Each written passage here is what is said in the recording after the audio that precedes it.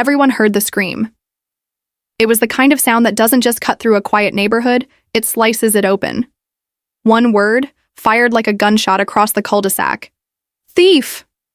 I froze in my own garage, torque wrench still in hand, staring at the gleam of my 2019 blue BMW under the light. The car I had worked years to afford. The car that wasn't just transportation, it was proof of every late night, every saved dollar, every sacrifice Jane and I had made. And now, with the garage door half open, that single word turned it into a spotlight on me. When I looked up, she was there. Karen Clean, HOA president, self-appointed guardian of Rolling Gate's so-called harmony. She didn't walk onto my driveway. She stormed onto it, her floral cardigan clashing against the rage burning on her face.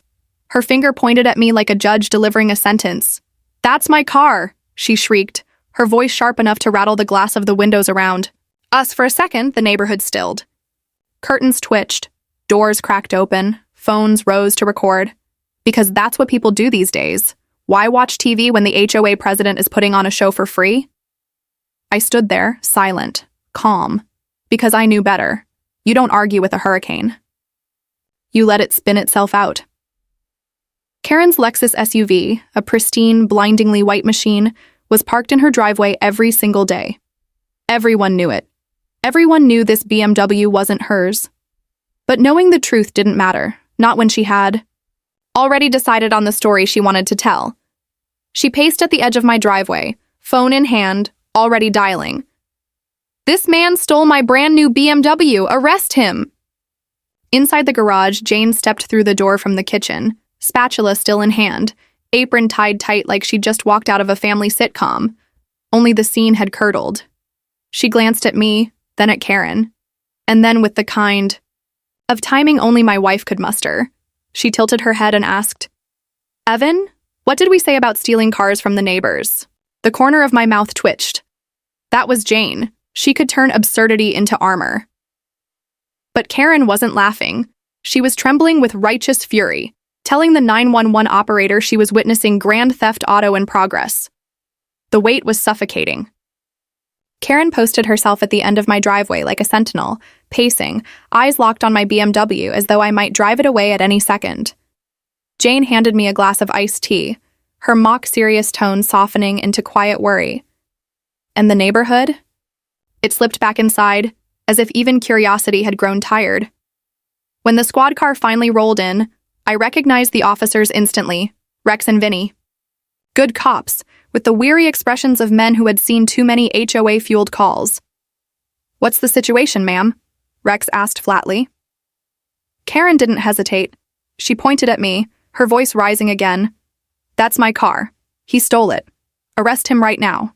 The accusation hit the street like a hammer. I leaned against my toolbox, arms crossed, and said nothing.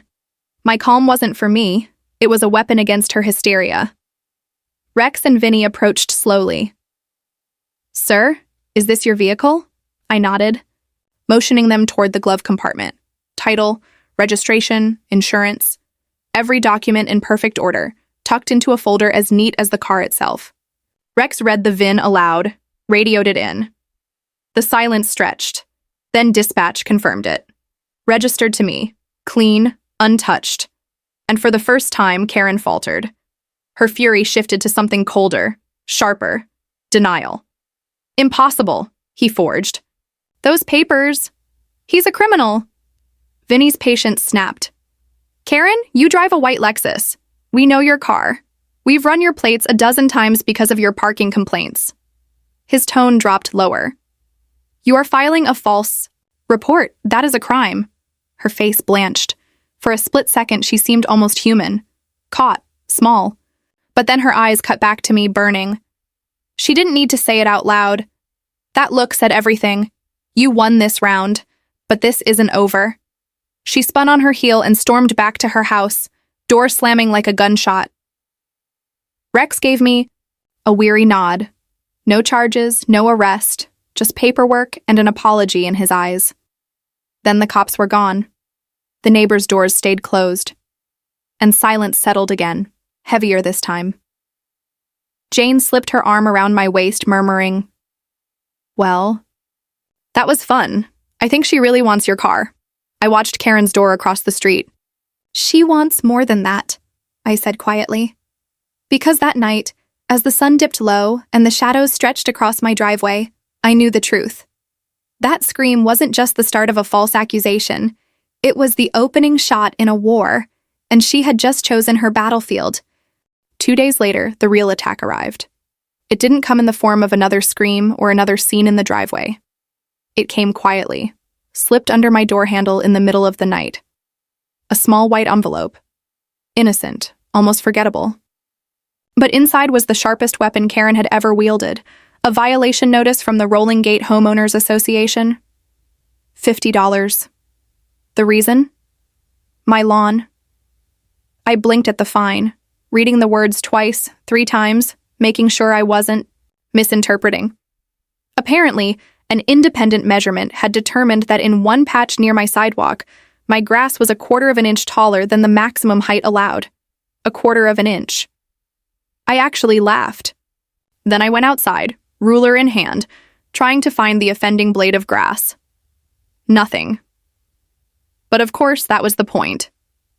How do you fight what you can't even see? Jane taped the notice to the refrigerator, shaking her head. We should frame it, she joked. But her smile didn't reach her eyes, because we both knew this wasn't about grass. It was about control. I paid the fine.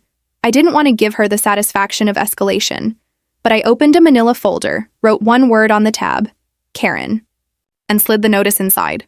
A record, a weapon of my own. A week later, another envelope appeared, this time $75. The crime? Improper holiday decor. Jane's small Christmas wreath still hung on the inside of our front door. It was February. Somehow, Karen had seen it, noted it, written it up. She must have been snooping around the porch, Jane muttered. She's obsessed, I added, the second fine to the folder. 3 days later came another, $100. My BMW, she claimed, was creating excessive glare when polished in the driveway. The wax job, my pride, the shine that turned heads, was now a public nuisance. I stared at the letter for a long time. This wasn't just harassment. This was art. A masterpiece of petty tyranny, and it wasn't stopping. Every week, another envelope. The garage door being left open too long. A shingle on my roof supposedly discolored. Jane's welcome mat, a cheeky one that read, "Come back with a warrant," deemed unneighborly and potentially litigious. The folder thickened. Paid each fine on time, every check copied and filed, every notice documented. Outwardly, I was calm. But inside, something colder was forming. This wasn't just nuisance. This was siege. Karen thought she could bleed me out. That if she stacked enough paper cuts, I'd break, yell, lash out, give her the excuse she craved, to paint me as unstable. But I wouldn't. I had seen storms far worse than Karen Cleaney, and the only way to endure them was with patience. Still, the neighborhood was changing. When I drove past, neighbors avoided my eyes. Some gave small, sympathetic nods, but most simply retreated, scared of her wrath spilling onto them. And for some, it already had. Old Eli, 2 doors down, stood in his yard one afternoon staring at a notice in his trembling hands. His garden gnome, the one that had stood cheerfully by his walkway for 20 years, had been labeled inappropriate and judgmental in facial expression. He looked at me, voice low, as though Karen might be listening from the hedges. She's a menace, Evan. She was never this bad before. Not until she became president. His eyes darted nervously toward her house. And with Henderson and Gable on the board, she runs everything. They just nod and sign whatever she wants. That was the key. There were no checks, no balances. Just Karen, ruling unchecked. That night, Jane and I sat on the back porch, the growing pile of notices, stacked on the table between us. She sighed, exhaustion etched into her face. We can't live like this. It feels like we're prisoners in our own home. I stared at the folder, at her tired eyes, and for the first time, the calm I had been holding so tightly felt less like peace and more like a weapon. She's making mistakes, I murmured. She thinks no one is watching, but I'm watching, and I'm keeping proof. One day she'll cross a line too far. Jane tilted her head, the faintest flicker of a smile breaking through. So, what's the plan, General Cole? I looked at the folder again, then out toward the street where Karen's porch light burned like a watchtower. The next move, I said softly, is to watch back. That night, long after Jane went to bed, I sat at my desk with the glow of the computer screen painting the room in pale blue, not reading emails, not watching the news, shopping, comparing lenses, storage capacities, night vision settings. The war of paper cuts was ending. The war of surveillance was about to begin. The first time I caught her on camera, it was almost laughable. A motion alert buzzed on my phone just before midnight. I tapped the screen, expecting raccoons, maybe a stray cat. But when the grainy feed opened from the garage cam, there she was, Karen Clean. Standing in my driveway in the dead of night, a tape measure in her hand, bending low to inspect cracks in the concrete. She froze for a second under the floodlight, her shadow stretching across the hood of my BMW like some grotesque claw. Then she jotted something down on a clipboard, adjusted her cardigan against the cold, and scurried back into the dark. I saved the clip, logged the time, added it to the folder. The next week, another alert. Broad daylight this time. Karen standing. In her yard, a pair of binoculars lifted to her eyes, aimed directly at my garage. At my car. Jane watched the playback beside me, her knuckles white. She's not even hiding it anymore, she whispered. This isn't about bylaws, I said quietly. It never was. It's about the car. Clip by clip, the evidence grew. Karen creeping into my yard, sliding violation notices under the doctor handle. Karen leaning over my mailbox, tampering with federal property, to scold Jane's new rose bushes. Karen late at night peering through my living room window as though searching for something only she could see. Every clip cataloged. Every file labeled and backed up. But the moment that chilled me most came on a Tuesday night at 11:47 p.m. The alert flashed on my phone. I swiped, expecting the usual routine. Instead, the feed showed a dark sedan idling at the curb. A man stepped. Out, broad-shouldered, jumpsuit, not a neighbor, not anyone I'd seen before. Karen left her house and met him halfway. They stood in the shadows just beyond the streetlight's reach. She pointed once at my yard, then again at my garage. He nodded. They shook hands. He slid back into his car and drove off. Karen lingered a moment, staring at my house with a look that made my stomach turn. Satisfaction, triumph. Then she disappeared inside. I didn't sleep that night. 2 days later, I found out why. At 2:13 a.m., my phone buzzed sharp and insistent. A motion alert from the hidden garage camera. My eyes flew open. My heart pounded. I fumbled for the phone and pulled up the live feed. The garage door looked intact at first, but then I saw it. A thin metal wire sliding under the gap, snaking upward. It hooked onto the emergency release handle. A tug. The click of disengagement. The motor no longer controlled the door. The door shuttered, then rose inch by inch. And beyond it, headlights. Amber rotating, cutting across the concrete, a tow truck, rusted, nameless, pulling into my driveway with predatory patience. Jane stirred, beside me whispering, "What is it?"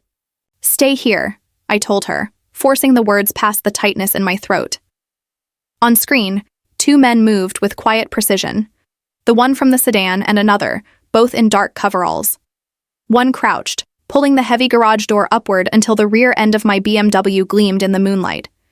The other unwound a thick tow chain from the truck, its metallic scrape echoing like nails on a chalkboard. Every instinct in me screamed to run down there, to confront them, to fight. But my mind cut through the panic. Strategy. Evidence. I steadied. My voice. "Jane, call 911, tell them it's a theft in progress inside my garage and that I have live video." She grabbed the phone, voice trembling but urgent as she spoke to the dispatcher. Meanwhile, I hit record, saving the feed to my phone, backing it up instantly. The men worked fast. One popped the lock on my BMW with a bypass tool, slid into the driver's seat. The other crouched low, sliding the hook under the frame. The scrape of steel against metal made my stomach knot. Then the winch groaned. The chain went taut. My BMW lurched backward, tires squealing in protest. They weren't harassing me anymore. They weren't trying to bury me in fines.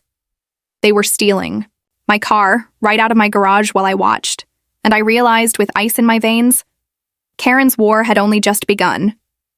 The sound of the chain tightening still haunts me. It wasn't just metal against metal, it was the sound of someone trying to drag my life away, inch by inch. My BMW screeched across the concrete floor as the winch pulled, the taillights flashing, weakly in the dark like a desperate signal flare. And then, faint at first, came another sound. A siren, rising, getting closer. I leaned closer to the window, adrenaline shaking my hands. Down below, the thieves froze mid-motion. The one inside my BMW snapped his head toward the street. The other dropped the winch control, chain clattering, against the driveway. They hadn't expected this. The siren grew louder, slicing through the silence until 2 squad cars screeched around the corner, headlights blazing. Red and blue lights danced across every house, turning the cul-de-sac into a stage. Rex and Vinny again, the same officers who'd stood in my driveway weeks before while Karen screamed thief at me. But tonight, their patience was gone. Police! Rex's voice thundered across the night. Hands in the air! Step away from the vehicle! The 2 men scrambled out of the garage, panic etched across their faces. They raised their hands, but too late. The damage was done. The chain was still, hooked to my car. The lock on the driver's door hung loose. Caught. Red-handed. Vinny moved in fast, cuffing them both as Rex swept the scene with sharp, measured eyes. The half-open garage door. The tow truck idling in the drive. The hook still clamped beneath. The frame of my BMW. It wasn't just theft, it was burglary. Felony clear as daylight. I felt Jane's hand on my shoulder. They got them, she whispered, voice trembling. But I shook my head, my gaze locked on the house across the street. They got the muscle, I said. Not the one pulling the strings. As if on cue, headlights cut across the scene. A sleek white Lexus SUV rolled to a stop. Karen. She stepped out in silk pajamas and a robe, her hair mussed but her expression carefully composed. She clutched a folder in one hand, her voice loud and righteous as she walked straight toward the chaos. Officers, thank goodness you're here, she exclaimed. I called this in myself. This was an authorized tow. Authorized. The audacity nearly made me laugh. Rex turned, his face unreadable. You called this in? Yes, Karen said smoothly, pulling a paper from her folder like it was a weapon. Here, this is the emergency removal order. This vehicle has been in violation of multiple bylaws. It is a nuisance. The owner is uncooperative. I had no choice. She waved the paper, her voice carrying as if she were addressing a courtroom. She wasn't just defending herself, she was trying to flip the script, to paint me as the aggressor. But Vinny's voice was ice. Ma'am, these men broke into a locked garage. That isn't a tow. That's burglary. Karen's face didn't flinch. She doubled down. No, it was an emergency. The bylaws give me authority. It was legal. That was my cue. I opened the front door and stepped into the flashing lights, calm as stone, phone in hand, evidence ready. Officers, I said evenly. Perhaps I can shed some light on the situation. Karen spun, her face twisting when she saw me. Pure venom. This man is the criminal, she shrieked, pointing at me with shaking hands. I lifted my phone. Actually, I have video of her meeting with one of these men 2 nights ago, pointing at my house, directing him to my garage. I have video of them breaking in tonight, and I have hours of footage of her snooping, harassing, and violating my property.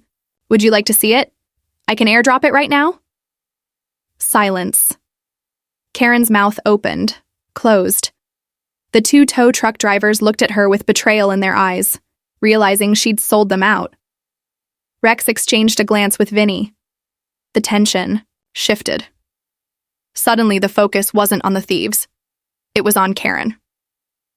Rex's voice dropped low, dangerously calm. "Mr. Cole, let's confirm ownership." I clicked the fob. The BMW chirped, lights flashing, hood popped, VIN checked, insurance. Verified, every detail matched.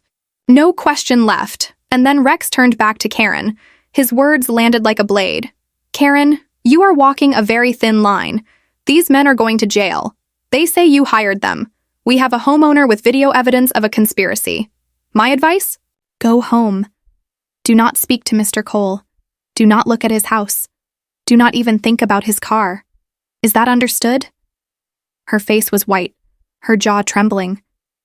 But not with fear, with rage. Because she'd lost the battle. But not, in her mind, the war. She spun, stormed into her Lexus, and peeled out, tires screaming into the night. And as the tow truck was impounded, as the muscle was hauled away, I knew this wasn't over. No, this was only the beginning. The morning after the tow truck raid, the neighborhood buzzed like a disturbed hive. Whispers carried from porch to porch, rumors swelling into wild tales. Some said I'd fought off a gang of car thieves with my bare hands. Others whispered the HOA had staged a midnight SWAT raid, but the truth was quieter and far more dangerous, because Karen hadn't stopped. She'd only paused, and I realized, standing in the wreckage of my garage, that I couldn't fight her alone anymore. I needed an army. My first stop was a small brick house at the corner of the street. Mr. Alvarez, retired accountant, former HOA treasurer, until Karen staged a no-confidence vote and replaced him with her puppet Henderson. He opened the door before I even knocked, his face grim. "I saw the commotion last night," he said, ushering me inside. I'm not surprised, only surprised it took her this long. I laid it all out. The fines, the surveillance, the midnight meeting, the tow truck. Then I showed him the clips. The binoculars, the break-in, the handshake in the shadows. He sat there, jaw tightening with every frame. "The bylaws," he muttered, his voice low and sharp. "She's weaponizing them, twisting every word to suit her." His eyes hardened. "But her real weakness, Evan, is the money. Power like that doesn't come cheap. She's bleeding this community. We just need to prove it." Alvarez was in. My first ally. My financial hound. Next, I went 3 houses down to a yard lit by solar lamps and lined with smart sprinklers. Miss Ido, tech teacher. Young, sharp, and recently fined by Karen for having a Wi-Fi signal that was, apparently, too strong and spilling into public airspace. She looked up from her tablet as I explained. Her lips curled into a wry smile. "So, the Queen's escalated from petty tyrant to felon? Classic villain arc." I showed her the footage, the violations, the folder thick with fines. She shook her head in disbelief. "You need a case file," she said, tapping her screen. "Digital, encrypted, redundant backups, a timeline of everything, videos, emails, witness statements. If this ever goes to court, or even a community meeting, you'll need a mountain of proof. Something undeniable." She was in. My tech specialist. My archivist. The last recruit came from an unexpected place, the rental townhouse at the end of the block. A young man named Deshaun. We'd never spoken before. But I knocked anyway, phone in hand. He opened the door warily. "Can I help you?"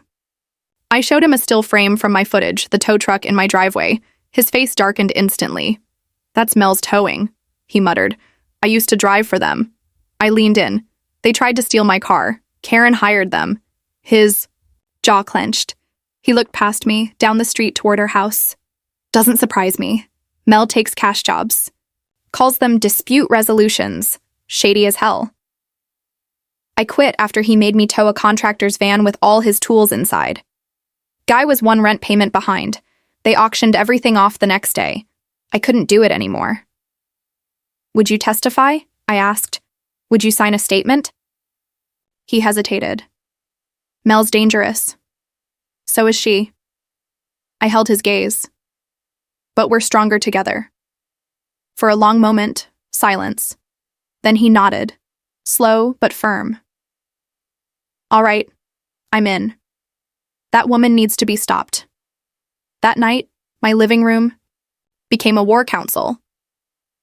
Jane brought coffee, her quiet strength grounding us as we spread files, laptops, and bylaws across the table.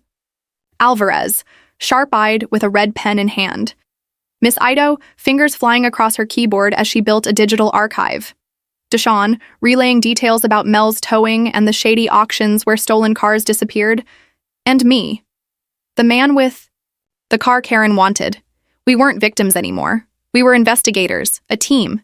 Alvarez said it best, tapping the stack of bylaws. She used these as a weapon. Now we turn them back on her. Line by line. We'll find the cracks. For the first time in weeks, hope stirred in me. Karen thought she was untouchable. Thought she could twist rules, weaponize fear, and break anyone who stood against her. But she didn't see what I saw, sitting at that table, watching my new allies lean forward, united by anger and resolve. She wasn't facing just me anymore. She was facing all of us, and she had no idea what was coming. Sometimes corruption hides in shadows. Sometimes it's right there in the numbers, screaming to be seen. That's what Alvarez told me 2 nights later as he hunched over my dining table, red pen in hand, eyes narrowed behind his glasses. HOA, financial reports, the kind Karen presented at meetings to a boardroom, were spread before him like a battlefield. Here, he said, stabbing a line item. Community landscaping, budgeted $40,000 for the year. Reported expenses, $90,000. Jane leaned over his shoulder. Double the cost for flowers? Not flowers, Alvarez muttered. Fraud. Look at the vendor, Klein Garden Solutions. Klein, her maiden name. It's a shell company. He looked up at me, eyes hard. She's paying herself with our money. I felt something cold coil in my chest. Karen wasn't just abusing power. She was stealing, and Alvarez wasn't done. He flipped through more. Reports, muttering. Fake legal retainers, inflated maintenance contracts, it's all buried under jargon. She's bleeding this neighborhood dry. Proof was there, but not enough. We needed more. That's when Miss Ido slid her laptop forward, her eyes glowing with triumph. She's arrogant, she said. Leaves digital footprints everywhere. I crawled the HOA website archive. Look at this. On screen, a list of emergency board votes. They were supposed to be rare, reserved for disasters. But Karen had been holding them constantly, and always with the same 3 names. Herself, Henderson, Gable. She used emergency votes to approve the landscaping contract, Ido explained. Another one for a $5,000 legal retainer with a law firm that doesn't exist. And then, she clicked. 3 weeks ago, this. The document glowed on the screen. A bylaw amendment. Section 12, Vehicles. Karen had rewritten the rule. Gave herself unilateral authority to declare any vehicle a persistent nuisance and have it towed immediately. No 30-day warning, no community notice. Jane's hand flew to her mouth. She rewrote the law just to take your car. I felt the rage like ice in my veins. And she never mailed the change. That's a violation of Section 4, Paragraph B. She broke her own rules. We had her on money. We had her on process. Now we needed the final link. The cars. That's where Deshawn stepped in. He leaned forward, his voice steady but bitter. Mel's Towing doesn't just dump cars in a yard. They run them through Route 7 auto auction out by the airport, chop shop with a license. Mel splits the cash with the auction house. And whoever ordered the tow? Alvarez set down his pen. Kickbacks. It's a racket. Deshawn nodded. Karen didn't just target you, Evan. She's been targeting anyone with something she wanted, or someone who crossed her. Cars vanish, homeowners, left with fines and notices. Meanwhile, she pockets cash. The weight of it settled over the room. She wasn't just a tyrant. She was running a car theft syndicate, hiding behind the HOA's bylaws, and she'd almost gotten away with mine. The last puzzle piece came from someone I never expected. Eli, the old man with the garden gnome. He showed up on my porch clutching a stack of notes, his hands trembling. My sister's boy works at the bank. he whispered, glancing nervously toward Karen's house. He can't give me records, but he flagged dates and amounts from HOA transactions. Thought you might need them. Alvarez practically ripped the notes from his hands, eyes scanning, lips moving as he cross-referenced. Deposits, withdrawals, cash, all in and out within days, and the dates line up with Deshawn's auction records. He looked up, face pale with both fury and awe. We have it, the whole trail, the fake votes, the fake company, the fake contracts, and the cash kickbacks from stolen cars. Silence pressed down on us, heavy and electric. Karen had built a kingdom of crime right here in our quiet cul-de-sac, a kingdom fueled by stolen cars and stolen money, and no one had dared look close enough to see it. Until now. Jane's voice broke the stillness. So what do we do? I looked around the room, at Alvarez with his pen, Ido with her laptop, Deshawn with his bitter truth, Jane with her weary eyes. We don't just go to the cops, I said slowly. She'll deny it, lawyer up, drag it out for years. No, we need to end this where it began, in the neighborhood, in front of everyone she tricked. Alvarez frowned. Her annual meeting. I nodded.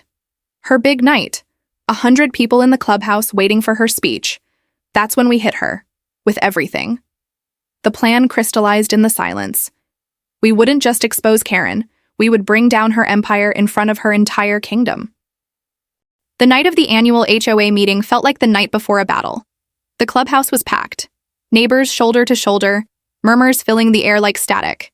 For Karen, this was supposed to be her coronation. Her yearly performance, her moment to remind the neighborhood that she was queen. She wore red, power red, and she glowed under the fluorescent lights, smiling that brittle smile as if nothing in the world could touch her. But she had no idea she was standing on a trapdoor. Jane squeezed my hand as we slipped into the back row. Alvarez sat up front, jaw tight. Miss Ido had her laptop ready, projector already connected. Deshawn looked pale but resolute, his notarized statement folded neatly in his pocket. Karen started the meeting with her usual flair. Reading minutes. No one cared about, praising Henderson and Gable for their tireless service, bragging about landscaping improvements that were nothing but cash funneled into her own pocket. The crowd nodded politely, some clapping, most simply enduring. My heart pounded steady, not with fear, but with focus. The same calm I'd felt the night of the tow truck raid. Then she reached the end of her agenda. And that brings us to new business, she said lightly. If there are no items, I have one, I said, rising from my seat. Her smile froze. Mr. Cole, she said sweetly, venom just beneath the surface. Please be brief. We're all eager to get home. I will, I replied, my voice steady. I just have a short presentation on neighborhood security and financial transparency. A ripple went through the room. Curiosity, anticipation, drama. Ido pressed a key, and the projector hummed to life. A bright square lit the wall behind Karen's head. This is highly irregular, she snapped. Just a few minutes, I said, calm and certain. I think everyone will want to see this. The first slide appeared. My BMW, gleaming under sunlight. This is my car, I said. Some of you may have heard our HOA president believes it belongs to her. A nervous chuckle rolled through the crowd. Then the first video played, Karen in my driveway screaming, "Thief!" as neighbors peeked from windows. Gasps, whispers. Phones lifted to record. Click. A montage of violation notices. 2 tall grass, a Christmas wreath, a shiny hood reflecting the sun. Laughter this time, soft and incredulous. But the laughter died as the next clip rolled. Karen in my yard at midnight. With a tape measure. Karen with binoculars staring at my house. Karen shoving notices into my door, peering through my windows. Gasps now, sharp and uneasy. And then, the tow truck footage. The chain scraping, the car lurching backward. Karen's midnight meeting with the man in coveralls. Silence fell like a hammer. This attempted theft, I said evenly, was authorized by a secret vote, an amendment no one here was ever told about. I clicked again. The email records appeared, Karen, Henderson, and Gable rewriting the bylaws in secret. Murmurs spread, growing into outrage. Now the money, I continued. This was never just about my car. Alvarez's analysis filled the screen. Landscaping. Budgets doubled, payments to Kleingarten Solutions, cash withdrawals lining up with auction dates. The tide shifted. Neighbors weren't just confused now. They were angry, suspicious. And then Deshawn stood. His voice shook at first, but he studied. I worked for Mel's Towing. I saw her pay my boss in cash. She hired him to take cars like his. He pointed at me. They went to Route 7 auto auction, sold fast, split money. Karen got her cut. The room erupted, questions fired from every corner. Karen's face went white, then red. Her mask cracked. She shoved past me, grabbed the microphone, her voice shrill and desperate. Lies, she screamed. All of it lies.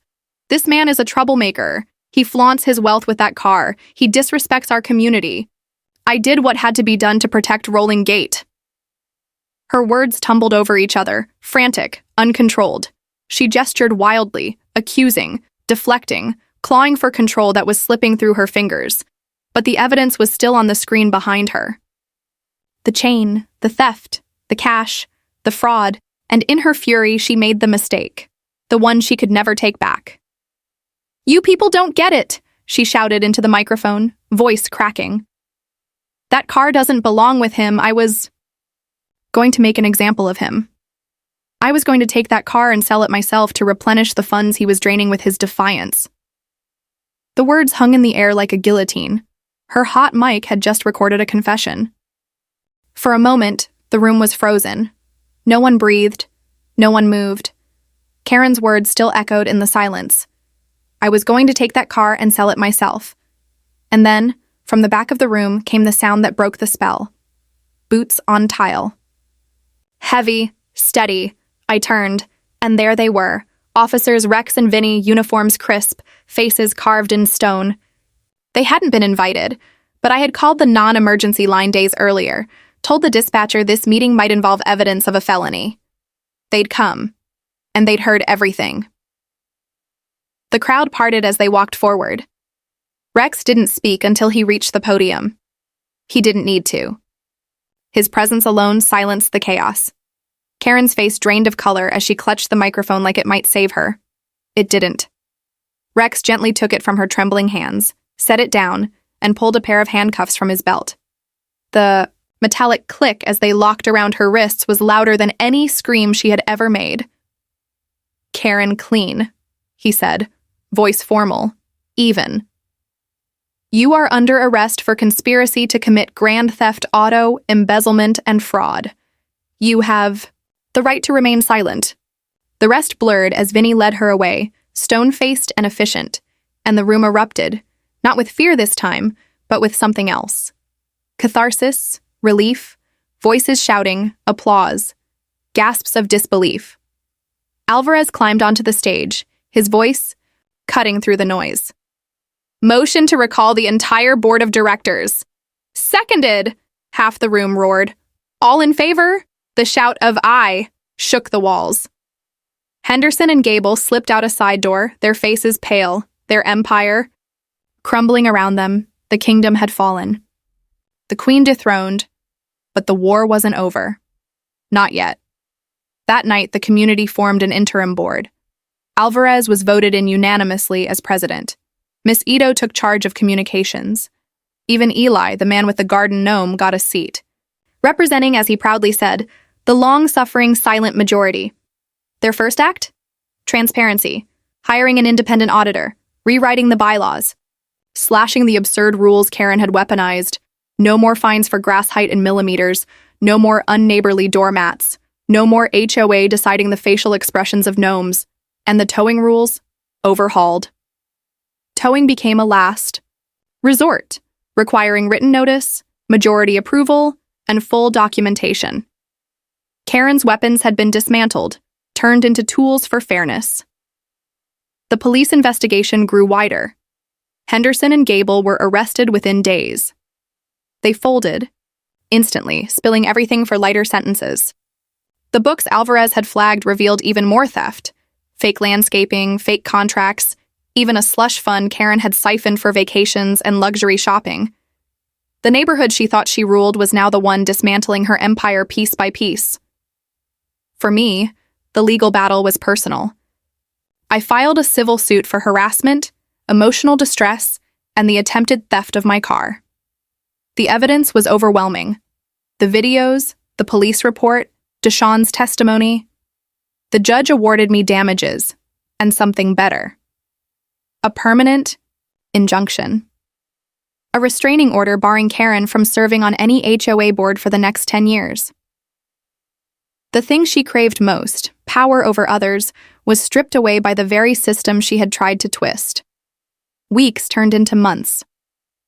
The neighborhood healed, conversations returned to porches, kids laughed on lawns again. Eli repainted his gnome, even added a little medal Jane made him. For bravery under HOA fire, she joked. Restitution checks began to arrive as Alvarez's class action suit clawed back Karen's stolen money. Mine came one sunny afternoon. Not a fortune, but more than enough. Enough to feel like victory. One Saturday, I stood in my driveway polishing the BMW. Midnight blue, shining in the sun, every scratch repaired. No longer a target, just a car again.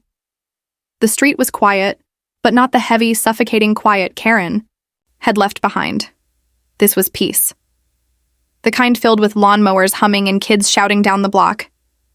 Jane came out with 2 glasses of lemonade, leaning against the car beside me. She watched the street, smiling softly. You know, she said. You answered it? Answered what? I asked. That question. How far a man will go to defend what's his.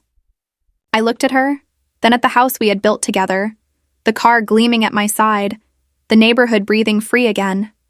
As far as it takes, I said quietly. She slipped her hand into mine, and together we watched the garage door hum. Closed.